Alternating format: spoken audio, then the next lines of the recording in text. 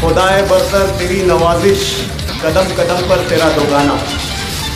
खुदाए बरतर तेरी नवाजिश, कदम कदम पर तेरा दुगाना। हमारे ख्वाबों में रंग भर दे, रश्क करता रहे ज़माना। मुसलमानों का यह सियासी हाल हो चुका है। आज मुसलमानों के साथ सियासी ये नारवा सलूक होता है कि कोई भी सियासी जमात मुसलमानों को चिमटे से नहीं पकड़ती। आज बड़े तमतराक तरीके से शहर में एक तलाकशुदा पार्टी को दोबारा निकाह लाद कर आप लोगों के सामने लाया जा रहा है। और वो हिंदुआना रस्म होती है ना कि शादी करने से पहले कुंडली देखी जाती है, सर्वगुण संपन्न, और मुताल्लिका बहू को सर्वगुण संपन्न बोलकर कबूल किया गया है। जिसके यहाँ पहले से यहाँ से छोटे मोटे 4-4 रिश्ते थे, ये जाकर इन्होंने सियासी निकाह कर वाकड़ तोंडी बहू लेकर आए जहेज के चक्कर में कि लाल बत्ती की गाड़ी मिलेगी और बंबई में बंगला मिलेगा। मिला ठेंगा, कुछ नहीं मिला। अब कैसे वो मुतलका पारसा हो गई? कैसे पारसा हो गई? आपकी कौन सी कसौटी है उसके पारसा होने की? बुरी है, बुरी थी, बुरी रहेगी, चाहे पहले किसके भी निकाह में रहेगी, लेकिन उसकी बुराई समाज में आ गई, उसने तलाक दे दिया। आपको पसंद है, निभा लो। माजिद हाजी ने वो काम किया जो 25 सालों में इस इलाके के लोगों ने आपको हर तरह का इख्तियार देने के बाद भी आपने नहीं किया। वो काम किया, उसकी दर्द, उसकी तकलीफ, एक 35 साल नौजवान, पूरा खानदान उसके वास्ते आकर बैठा है। मुझे फख्र है मेरे इस भाई पर कि बेटा जा तन तना तू इनका मुकाबला कर। अरे आप तो पूरी के पूरी जाफरानी धोती के अंदर पूरा परिवार घुसा है, भगवा धोती के अंदर शिवसेना की धोती को अपना तंबू बनाकर आप लोगों ने रखा है। तो तुम्हारे इस हरकत से हम गिर गए। देखो बिरादरी का कितना नुकसान हुआ। मेरा सवाल है कि जब ये एमएलए थे या ये मेयर थे या ये स्टैंडिंग कमेटी के चेयरमैन थे, तो क्या आपके घरों से चांदी की या सोने की कोम निकलती थी? क्या इस चौक में कई ऐसे बुजुर्ग बैठे हैं जो अपने समाजी मसले लेकर मेरे पास आए। अल्लाह को गवाह बनाकर पूछता हूं, मैंने कभी उनसे यह कहा है कि आप इस काम के एवज में मजलिस इत्तेहादुल मुस्लिमीन या मेरे साथ रहना? धांधली की जाती है। 2 मिनट में 225 पन्ने का पेज का बजट बुक पढ़ ली जाती है, और हम जब चिल्लाकर कहते हैं कि आप बजट चोर हो, बजट चोर हो, बजट चोर हो, तो बाप को भी बुरा लगता, बेटे को भी बुरा लगता, अम्मा को भी बुरा लगता। तो चोरी के धंधे छोड़ दो, कोई नहीं बोलेगा आपको। चक्का चलता है, हर चीज चलती है। ये गंगा जमनी तहजीब की मिसाल है। चक्का घूमेगा, हर एक की किस्मत घूमेगी। नहीं है फिरका परस्त, एक कलमा पढ़ने वाला इनके लिए फिरका परस्त है, सिर्फ और सिर्फ इनके इख्तिदार का लालच। बदल सको तो बदल दो निजाम गुलशन का, वगर न वक्त का त्योहार बदलने वाला है। औज़ु बिल्लाहि मिनश शैतानिर रजीम, बिस्मिल्लाहिर रहमानिर रहीम। रब्बि इश्रह ली सदरी व यस्सिर ली अमरी वहलुल उक़दतम मिन लिसानी यफ़क़हू क़ौली। नहमदुहु व नुसल्ली अला रसूलिहिल करीम, अम्मा बाद। खुदाए बरतर तेरी नवाजिश, कदम कदम पर तेरा दुगाना। खुदाए बरतर तेरी नवाजिश, कदम कदम पर तेरा दुगाना। हमारे ख्वाबों में रंग भर दे, रश्क करता रहे ज़माना। आज की इस पुरवकार इस्तकबालिया तकरीब के सदर मोहतरम, वार्ड नंबर 18 की हरदिल अजीज़ शख्सियत, इस वार्ड के नौजवान कॉरपोरेटर हाजी अब्दुल माजिद के सरपरस्त, मेरे सरपरस्त शमशेर भाई रेडीमेड वाले, और आज की इस जलसा नुमा मीटिंग के रूह रवा खलील भाई पाव रोटी वाले, साथ ही साथ शहनशीन पर तशरीफ़ फरमा तमाम ही मजलिस इत्तेहादुल मुस्लिमीन के चाहने वाले जिम्मेदारान, ओहदेदारान, सामने बैठे हुए हमारे बुजुर्ग सरपरस्त हजरात, हमारे नौजवान दोस्त, घरों में बैठी हुई हमारी सद लायक एहतराम इज्जत माब पर्दा नशीन हमारी माए बहनें, आज की ये जो मीटिंग ली जा रही है ये एक इस्तिकबालिया मीटिंग है। ये इस ज़िमन में ली जा रही है कि मुझे शिमाली महाराष्ट्र का दोबारा मजलिस इत्तेहादुल मुस्लिमीन का सदर मुंतखब किया गया है और साथ ही साथ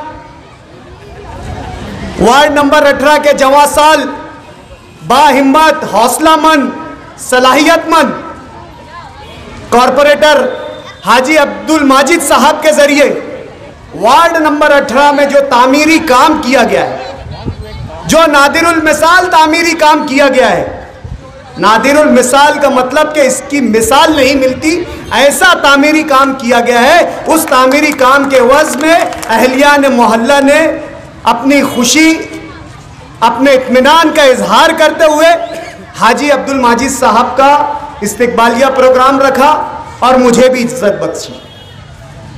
मुझे मजलिस इत्तेहादुल मुस्लिमीन का सदर बनाया गया है, तो यहां जरूरी होता है कि मुझे मजलिस की जो कारकर्दगी है, मजलिस के जो नजरियात है, मजलिस की जो आइडियोलॉजी है, मजलिस इत्तेहादुल मुस्लिमीन क्या है, मजलिस इत्तेहादुल मुस्लिमीन इस सियासी जमात का मकसद, इस सियासी जमात का काज क्या है, यह बताना बेहद जरूरी है। मजलिस इत्तेहादुल मुस्लिमीन अपने आप में एक तहरीकी फिक्र रखती है। मजलिस का बुनियादी मकसद, बुनियादी नजरिया, बुनियादी आइडियोलॉजी यह है कि इस मुल्क के मुसलमान जिनको 70 सालों से सियासत में इस मुल्क की तमाम सियासी पार्टियों ने इस्तेमाल किया, उनका सियासी इस्तेहसाल किया और उनके इस्तेहसाल के बाद इस मुल्क में मुसलमानों को इस हालात पर लाकर खड़ा कर दिया। आज मुल्क की हर रियासत में, हर कोने में मुसलमानों का यह सियासी हाल हो चुका है। आज मुसलमानों के साथ सियासी ये नारवा सलूक होता है कि कोई भी सियासी जमात मुसलमानों को चिमटे से नहीं पकड़ती। बिहार में इलेक्शन होता है, अपने आप को सेक्युलर कहने वाले, अपने आप को जमहूरी पसंदों का इकदार करने वाले, जमहूरी इकदार का पसंदीदा कहने वाली सियासी जमातें मुसलमानों के दरमियान जाने से परहेज कर रही है, जिन्हें 70 सालों तक मुसलमानों ने हुकूमत बख्शी, तख्त बख्शा, हुक्मरानी बख्शी। ऐसी सियासी जमातें आज मुसलमानों के बीच जाने में अपने आप में शर्मिंदगी महसूस कर रही है। यह सियासी आज मुसलमानों का हाल हो गया है। और यह करने वाली कौन सी जमातें हैं? किन्होंने मुसलमानों का यह सियासी हाल किया? किन्होंने मुसलमानों का, किन जमातों ने मुसलमानों का सियासी इस्तेहसाल करके, उनकी वोटें हासिल करके आज उनको सिर्फ मुशायरा देकर, उनको सिर्फ कब्रिस्तानों के वॉल कंपाउंड देकर, उनको सिर्फ उर्दू घर देकर, उनको ऐसे लॉलीपॉप देकर बहलाया गया जिनका कोई ना उनका समाजी फायदा हुआ, ना सियासी फायदा हुआ, ना सकाफती फायदा हुआ। आज जो मुसलमान 70 साल से कभी अपनी एक हैसियत रखता था, कभी एक पहचान रखता था, आज वो पिछड़ते पिछड़ते इस दर्जे पर आ गया है कि आज उसे इस बात का वो होने लगा कि हम अगर इस तरीके से जिंदगी गुजारते रहे, इसी तरीके की हमारी सियासी हैसियत रही, तो हम इस मुल्क के दूसरे शहरी नहीं, किसी दर्जे के शहरी नहीं रहेंगे। ये हाल मुसलमानों का आज हो गया। और ये वो कौन सी सियासी जमातें हैं जिन्होंने आपको सेक्युलरिज्म का नारा दिया, जिन्होंने आपको एकता, अखंडता, भाईचारगी का खोखला दर्श दिया और आज आपको यहां पर लाकर खड़ा कर दिया। आपको सरकारी नौकरियां नहीं, आपको तालीम में रिजर्वेशन नहीं, आपको कोई ऊंची नौकरियां नहीं। आज आपके बच्चे जो 70 साल पहले कभी शेख साहब, खान साहब, राय साहब कहलाते थे, आज वो पंचर की दुकानें खोलकर बैठे, आज वो होटलों का कारोबार कर रहे हैं, आज वो भंगार का कारोबार कर रहे हैं, वो पान की टपरियां लगाकर घूम रहे हैं, लेकिन आज उनके पास रोजगार के मौके नहीं। मजलिस-ए इत्तेहादुल मुस्लिमीन का बुनियादी नजरिया है, मजलिस-ए इत्तेहादुल मुस्लिमीन की बुनियादी सोच है कि इस मुल्क का मुसलमान जो सियासी तौर से पिछड़ चुका है, इस मुल्क का मुसलमान जो अपनी हैसियत खो चुका है, उनका सियासी सशक्तिकरण किया जाए, उनको सियासी तौर से मजबूत किया जाए, उनका पॉलिटिकल इंपावरमेंट किया जाए, ताकि वो अपनी हैसियत को हासिल कर सके। आज छोटी सी मिसाल है कि अगर किसी वार्ड में यह मालूम पड़ जाए कि यहां पर वोट नहीं होती है, वहां पर नुमाइंदा काम नहीं करता, अब यह सोच लो कि आपकी अगर सियासी हैसियत नहीं है तो आपको आपके हुकूक कैसे मिलेंगे। इन हुकूक को हासिल करने के मकसद से आज मजलिस-ए इत्तेहादुल मुस्लिमीन मुल्क के कोने कोने में जा रही है। हमारे कायद, हमारे नेशनल लीडर, हमारे रहनुमा बैरिस्टर असदुद्दीन अवैसी मुल्क के कोने कोने में जाकर वहां पर मुसलमानों को पार्टी का बुनियादी मकसद समझाने की कोशिश कर रहे हैं। और हमें फिरका परस्त कहते हो, हमें यह कहते हैं हम मुसलमानों के हुकूक की बात करते हैं, हम यह कहते हैं कि जो मुसलमानों के हुकूक की पामाली हो गई है, जो पसमानदगी की तरफ जा रहे हैं, अगर हम उनके हुकूक की बात करते हैं तो हमें फिरका परस्त कहते हो, हमें तासुब पसंद कहते हो। और वो जमातें कहती है जिनका शेवा मुसलमानों को धोखा देना रहा। आज बड़े तमतराक तरीके से शहर में एक तलाकशुदा पार्टी को दोबारा निकाह ला कर आप लोगों के सामने लाया जा रहा है। और वो हिंदुआना रस्म होती है ना कि शादी करने से पहले कुंडली देखी जाती है, सर्वगुण संपन्न, और मुताल्लिका बहू को सर्वगुण संपन्न बोलकर कबूल किया गया है। जिसके यहां पहले से यहां से छोटे मोटे 4-4 रिश्ते थे, ये जाकर इन्होंने सियासी निकाह कर कराए, वाकड़ तोंडी बहू लेकर आए जहेज के चक्कर में, कह रहे थे कि हमको सियासी निकाह करना है, दूसरी शादी करना, ये हम नहीं कह रहे। कई दिनों तक सियासी रनवे के तौर पर इधर उधर घूमे, लेकिन जाकर सियासी मुतल्लिका पार्टी जिसको यहाँ के 3-4 लोगों ने छोड़ दिया, उसको निकाह करके लेकर आ गए सियासी जहेज के चक्कर में कि लाल बत्ती की गाड़ी मिलेगी और बंबई में बंगला मिलेगा। मिला ठेंगा, कुछ नहीं मिला। 15 नुकाती प्रोग्राम शहर के लोगों को बताया गया कि हमने 15 नुकाती प्रोग्राम पेश किए।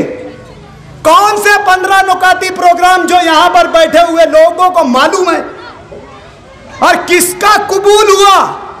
कौन से महर की रकम में तुम्हारे 15 नुकाती प्रोग्राम कबूल हुए? जिस तरीके से तमतराक तरीके से हजारों की महफिल में आपने पार्टी प्रवेश किया था, तो महर भी बताना था कि ये 15 नुकाती प्रोग्राम हमारे मंजूर हुए, लेकिन नहीं, छुप कर निकाह हुआ, छुप कर। और अब लाकर बताया जा रहा है और कहते हैं कि किसी को हक नहीं है कि राष्ट्रवादी को बुरा भला कहा जाए। पिछला असेंबली इलेक्शन लड़े जिसमें आप मेयर बने थे, बहुत लोग बोलते पानी पी पी के, मैं बोलता दूध छाछ मलाई सब पी पी के राष्ट्रवादी की बुराई कर रही थी।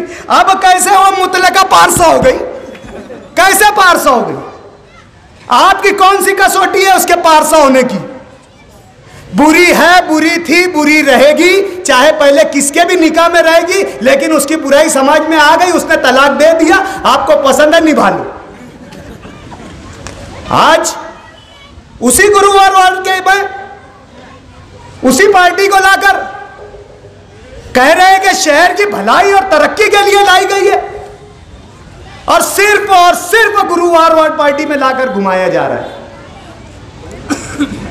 कागज के फूल, ये धतूरे के फूल, कौन सा कागज का फूल लाते? कागज के फूल का कोई किरदार है ना, उसमें रंग है ना बू है, ना अच्छा दिखता ना बुरा दिखता। ये कागज का फूल किसे क्या तकलीफ देगा? और क्यों? माजिद हाजी ने इस वार्ड में काम किया, अब्दुल माजिद हाजी ने इस वार्ड में तामीरी काम किया, अब्दुल माजिद हाजी ने वो काम किया जो 25 सालों में इस इलाके के लोगों ने आपको हर तरह का इख्तियार देने के बाद भी आपने नहीं किया। वो काम किया, उसकी दर्द, उसकी तकलीफ, एक 35 साल नौजवान, पूरा खानदान उसके वास्ते आकर बैठा है। मुझे फख्र है मेरे इस भाई पर कि बेटा जा तन तना तू इनका मुकाबला कर। आज पूरा घर, पूरा परिवार, कभी यहां हायर परचेस के नाम पर, कभी बल्ली पत्रा के कर्ज माफी के नाम पर पूरा घर परिवार लगा है। क्यों जरूरत पड़ी आपको यहां पर सियासी डेरा डालने की? क्यों जरूरत पड़ी? कभी आप सोच लिए होते कि ये हजरत सैलानी शाह चौक ये किसी हस्ती के नाम पर है, ये किसी हस्ती के नाम पर मरबूत किया हुआ चौक है, तो आप यहां की गंदगी को महसूस करते थे, यहां के कचरे के ढेर को महसूस करते थे, यहां की तंग सड़क को महसूस करते थे।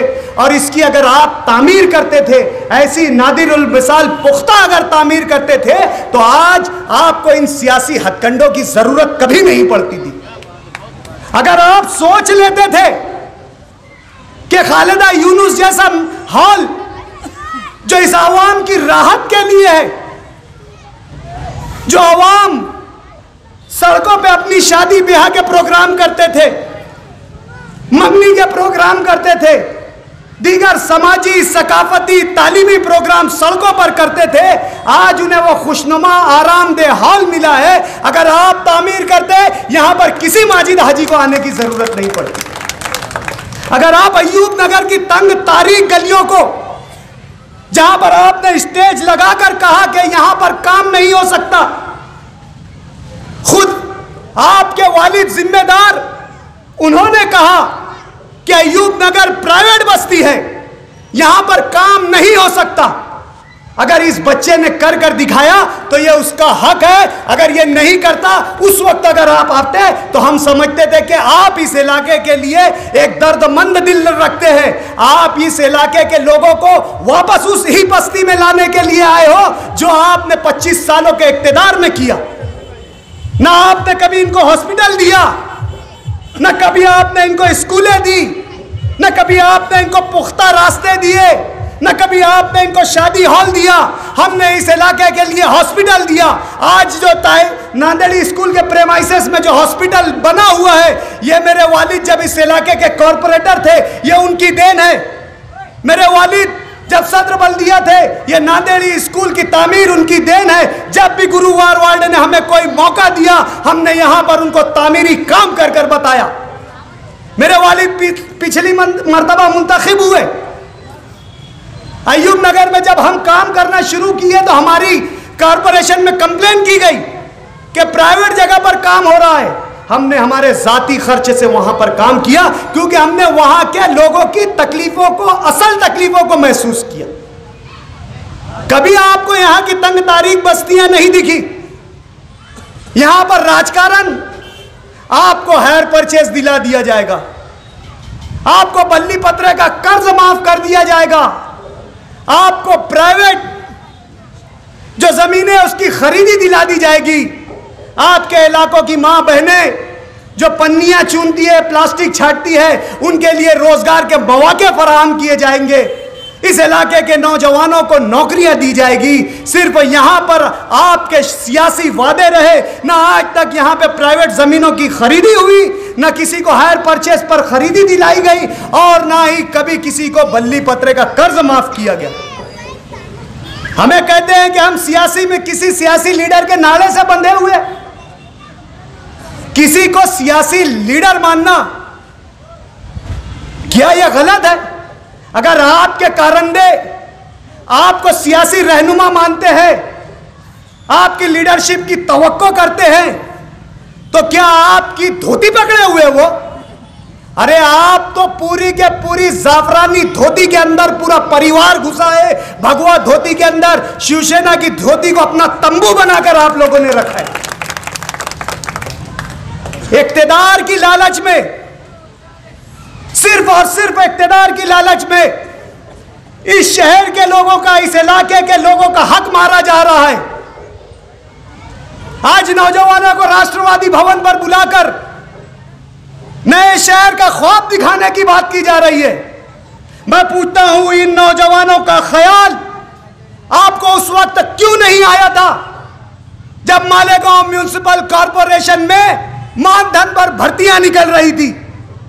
मैं पूछता हूं, आपको इस इलाके के नौजवानों का ख्याल उस वक्त क्यों नहीं आया था जब हाई कोर्ट के ऑर्डर के मुताबिक 28 सीटों पर मालेगांव हॉस्पिटल्स की भर्तियां निकल रही थी? आपको उस वक्त ख्याल क्यों नहीं आया था? क्या आप मालदा, दरेगांव, सोगांव की ग्राम पंचायतों के ऐसे नौजवानों को कॉरपोरेशन में ज्यादा भूसे की ईमा पर उसके डर और खौफ से भर्तियां दे रहे हो जो आने वाले 30 सालों तक रहेगी और यहां का नौजवान मुसलमान रोजी रोटी, रोजगार और नौकरी से महरूम रहेगा? उस वक्त आपको ये नौजवानों की फिक्र क्यों नहीं आई थी? ये मेरा सवाल है आपसे। आप कहते हो कि हमें इख्तिदार की लालच नहीं। 25 सालों से यह शहर ने आपको हर किस्म का इख्तिदार दिया है। आपको 3-3 मर्तबा एमएलएशिप दी गई, आपको 3-3 मर्तबा मेयर बनाया गया, आपको 2-2 मर्तबा स्टैंडिंग कमेटी का चेयरमैन बनाया गया, महिला विकास बाल कल्याण समिति का चेयरमैन बनाया गया, सभागृह नेता बनाया गया, गट नेता बनाया गया। कौन से ऐसे ओहदे बाकी है जो इस गुरुवार वार्ड की मेहनतों ने आपको नहीं दिया? हमने इलेक्शनों के मनाजिर देखे हैं, घुटनों तक कीचड़ में हमारी माए बहनें, बुजुर्ग, नौजवानों ने कतार लगाकर आपको वोटें दी। इलेक्शन के नताज से पहले की रातें भी देखी है कि आपकी जीत की खुशियों में हमारी इलाका की माँ बहनों ने अपने हाथों में मेहंदियां रचाई, नई चूड़ियां, नए कपड़े पहने, ईद का समा महसूस किया। लेकिन क्या दिया आपने गुरुवार वार्ड को? क्या दिया? मेरा यह सवाल है आपसे कि क्या आपने इनको कोई अच्छा हॉस्पिटल दिया? क्या यहां रास्तों के निजाम को बेहतर किया? क्या आपने यहां कोई स्कूल दिया? सिर्फ आपने इनको जिंदाबाद, मुर्दाबाद और मुफाद परस्ती की सियासत और बंधुआ मजदूर बनाने की सियासत सिर्फ आपने इन लोगों के साथ की।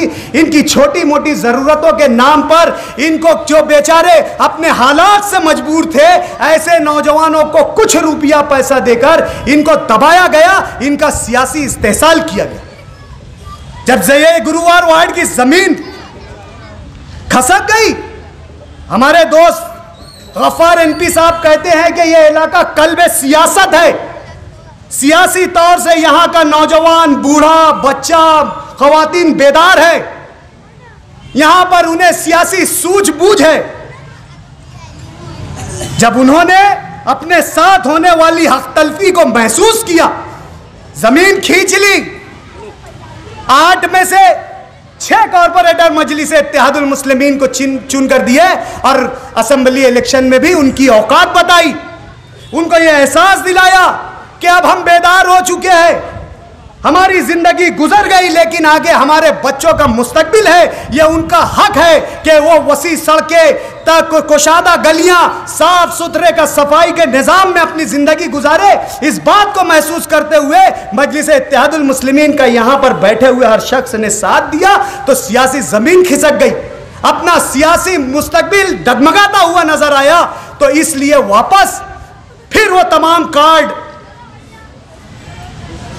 मुनाफरत की सियासत, तफरीके की सियासत, एक दूसरे से दूर करने की सियासत, तुम ये हो, तुम वो हो, तुम फला बिरादरी से ताल्लुक रखते हो, तुम फला जमात से ताल्लुक रखते हो, तुम्हारे इस हरकत से हम गिर गए, देखो बिरादरी का कितना नुकसान हुआ। मेरा सवाल है कि जब ये एमएलए थे या ये मेयर थे या ये स्टैंडिंग कमेटी के चेयरमैन थे, तो क्या आपके घरों से चांदी की या सोने की कोम निकलती थी? क्या होता था इनके इख्तिदार में? और क्या हो गया मुफ्ती साहब के एमएलए चुनकर आने के बाद? क्या हो गया डॉक्टर खालिद के चुन के आने के बाद? क्या हो गया माजिद हाजी के चुनकर आने के बाद? जो कुछ मिली होगी सिवाय तरक्की के आपको कुछ नहीं मिला होगा। जो कुछ मिला होगा सिवाय हमदर्दी के और अपनेपन के कुछ नहीं मिला होगा। जो मिला होगा वो एहतराम की शक्ल में आपको, आपने जो हमें मोहब्बत दी है उसका पुरखुलूस हमने नजराना आपको दिया होगा। इसके अलावा कभी हमने आप लोगों के साथ कोई सियासी इस्तेहसाल नहीं किया, तो आपका कोई सियासी इस्तेमाल नहीं किया। हर वक्त हमा वक्त आपकी तकलीफों को अपनी तकलीफ समझकर मुसलसल हर हालत में किसी भी तरीके से वक्त की हर घड़ी में हमने आपके काम करने को तरजीह दी। अव्वलियत इस बात को दी कि आपके बुनियादी काम होते रहे। यह हमारी गलती है? क्या हमने कोई दगा किया आपके साथ? हमने जब भी आपको समाजी जरूरत पड़ी हमने आपकी नुमाइंदगी की। इस चौक में कई ऐसे बुजुर्ग बैठे हैं जो अपने समाजी मसले लेकर मेरे पास आए। अल्लाह को गवाह बनाकर पूछता हूं, मैंने कभी उनसे यह कहा है कि आप इस काम के एवज में मजलिस इत्तेहादुल मुस्लिमीन या मेरे साथ रहना? कोई दूसरा मसला लाए, पुलिस स्टेशन का मसला लाए, दवाखाने का मसला लाए, पावर हाउस का मसला लाए, कभी हमने उनसे कहा कि आप हमारे कार्यालय पर आओ, हमारी जिंदाबाद मुर्दाबाद की सियासत में हमारा साथ दो? जमहूरियत में सरों की गिनती होती है, आप हमारी सियासत में सरों का सामान बनो? कभी हमने आपको यह कोई पैगाम दिया? हमने हर लड़ाई हमारे बल पर लड़ी, हमने हर वो काम हमारे बल पे किया, चाहे वो महासभा में हो, चाहे अदालतों से रुजू होना पड़ा हो, हमने वो काम किया, हर वक्त काम किया। हम इनको बुरे लगते हैं, हम अवामी काम करते हैं तो इनको बुरे लगते हैं। हम अगर इनके काले चट्टे आपके बीच में लाकर बयान करते हैं तो हम इनको बुरे लगते हैं। हम इनको कहते हैं कि आप पहले नांदेड़ के प्रेमाइसेस में जो हॉस्पिटल बना है उसे जचकी सेंटर बनाइए। हमारे इलाके की माएं बहनें परेशान है, रात बेरात में जब कोई ऐसा मसला जचकी का आता है और घर में अगर कोई मर्द जो हाजिर नहीं होता है तो हमारी माएं बहनें जो अपनी बच्ची होती है या बहू होती है उसको दीवाना वार लेकर जब कभी अली अकबर भागते हैं, कभी वाडिया भागते हैं, नहीं काम बनता है तो इसे सिविल हॉस्पिटल लेकर जाते हैं। सिविल हॉस्पिटल तो बैठा है तासुब के लिए, वो कह देता है कि ये जो आपका पेशेंट है इसको उठाकर धुलिया ले जाओ। कभी आपने इस दर्द को महसूस किया, ये तकलीफ को महसूस किया? नईम पटेल की यादी पर अगर तुम अली अकबर तोड़कर वहां पर शॉपिंग गाले बनाने की बात करते हैं और हम जनरल बोर्ड में बैठकर चिल्लाते हैं कि तुम गाला चोर हो, तुम आवाम की कमाई पर डाका डाल रहे हो, आप जमीन बेचकर खाने की नियत रखते हो, वो आवामी मुफाद की चीज है, वो आवाम के फायदे की चीज है, वहां पर ऐसी कोई दूसरी चीज नहीं है जो लोगों को तिब्बी सहूलतों से आरास्ता कर सके। आप इसे मत तोड़ो, इसे गाले मत बनाओ, इसे कमर्शियल अपार्टमेंट मत बनाओ।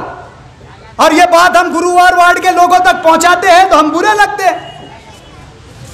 हम उनको कहते हैं कि गुरुवार वार्ड के लिए एक अलग बजट मुख्तस करो, धांधली की जाती है। 2 मिनट में 225 पन्ने का पेज का बजट बुक पढ़ ली जाती है और हम जब चिल्लाकर कहते हैं कि आप बजट चोर हो, बजट चोर हो, बजट चोर हो, तो बाप को भी बुरा लगता, बेटे को भी बुरा लगता, अम्मा को भी बुरा लगता। तो चोरी के धंधे छोड़ दो, कोई नहीं बोलेगा आपको, क्यों करते हो खुलेआम चोरी। और यहां आकर आपको बेवकूफ बनाने की कोशिश की जाती है, यह सिर्फ इसलिए कि आपने कभी अपने सियासी हुकूक का इस्तेमाल नहीं किया। आप सिर्फ बातों में आ गए, आप सिर्फ लच्छेदार और लुभाने वाले नारों में आ गए। आपने कभी अपने हुकूक का जारहाना तौर से उनसे मुकाबला नहीं किया कि आप हमें यह सर्विस दो, आप हमें यह खिदमत दो जब हमारी ओट की बात करना। इसलिए आपके बीच में आकर धड़ल्ले से कोई भी बात करके चले जाए। इसी मुकाम पर कहा गया कि बुनकर अगर 43 जो पैतरियां हैं और कारीगर मजदूर जो 43 पैतरियां हैं वो चढ़कर आएंगे तो मैं उनका काम करूंगा। ये वर्गलाने की कोशिश थी एक बिरादरी को दूसरी बिरादरी से। अरे कमजर, ये मालेगांव शहर पावर लूम इस शहर की सिनत रीढ़ की हड्डी है। चक्का चलता है, हर चीज चलती है। ये गंगा जमनी तहजीब की मिसाल है। चक्का घूमेगा, हर एक की किस्मत घूमेगी। टपरी वाले के टपरी पर से सामान बिकेगा, होटल वाले की होटल पे से चाय बिकेगी, और किराना दुकान वाले की दुकान पर से माल जाएगा। टीवी वाले की दुकान पर लोग टीवी रिपेयर करने आएंगे, टेलर की दुकान पर लोग कपड़े सिलाने आएंगे। ये लूम हर कोई का है, ये सिनत हर कोई की है। ये सिनत ना बुनकरों की है, ना ये सिनत अहले दक्कन से ताल्लुक रखने वालों की है। ये सिनत हम सब की लोगों की, हम सब लोगों की है। और आप इसमें मुनाफरत की सियासत करते हो। यही नजरिया लेकर चलो। कभी तामीर की मत सोचो, कभी लोगों के हुकूक देने की मत सोचो, कभी लोगों को आराइश आसाइश देने की मत सोचो। अपनी मुफाद परस्ताना सियासत, मजलिस फिरका परस्त है, इस बात का अगर एहसास दिलाती है तो फिरका परस्त है। मजलिस आपके हुकूक की बात करती है तो फिरका परस्त है। लेकिन वो फिरका परस्त जमाते जो आपके बीचों बीच आपको शिव नाम से लाकर थाली खिला रही है, वो फिरका परस्त नहीं है। उसका लीडर सरे आम कहता है कि बाबरी मस्जिद को शहादत करना हमारा जो है सबसे गर्व की बात है। वो पार्टी इनके लिए फिरका परस्त नहीं है। वो बीजेपी जो राम मंदिर की तामीर कर रही है, उनके लिए वो फिरका परस्त नहीं है। फिरका परस्त एक कलमा पढ़ने वाला इनके लिए फिरका परस्त है, सिर्फ और सिर्फ इनके इक्तिदार का लालच। क्या है इसे? और कब तक आप इस सियासत में, कब तक इस शोबताबाजी में आप आओगे? वक्त को बदलना होगा। संभल सको तो संभल क्या है वो? बदल सको तो बदल दो निजाम गुलशन का, बदल सको तो बदल दो निजाम गुलशन का, वगरना वक्त का तेवर बदलने वाला है। आपके हाथ में मेरे भाइयों दोस्तों कुछ नहीं रहने वाला है। इस तरीके की सियासत का अगर आप शिकार होंगे तो यकीनन मैं कहता हूं कि ये झांसे की सियासत है। हम ईमानदाराना काम आप लोगों के बीच में कर रहे हैं, आपकी राहत बुनियादी सहूलतों के लिए मेहनत कर रहे हैं, आपके हुकूक के लिए लड़ रहे हैं। ये एक तहरीक है, ये एक सोच है, ये एक लंबा वक्त दरकार मांगती है। कोई तहरीक में अच्छे बुरे लोग आते हैं। आज हमें 2 साल हुआ आप आजमा रहे हो आमदार की हैसियत से, आज हमें 4 साल हुआ आप हमें आजमा रहे हो कारपोरेटर की हैसियत से, और जिनको आपने 30-30 साल का मौका दिया है उनसे सवाल का कोई मूड नहीं है आपका। ये आपकी सियासी लाचारी है, इसको बदलना होगा। इसी बात के साथ मैं अपनी बात खत्म करता हूँ। वाखिर दावाना।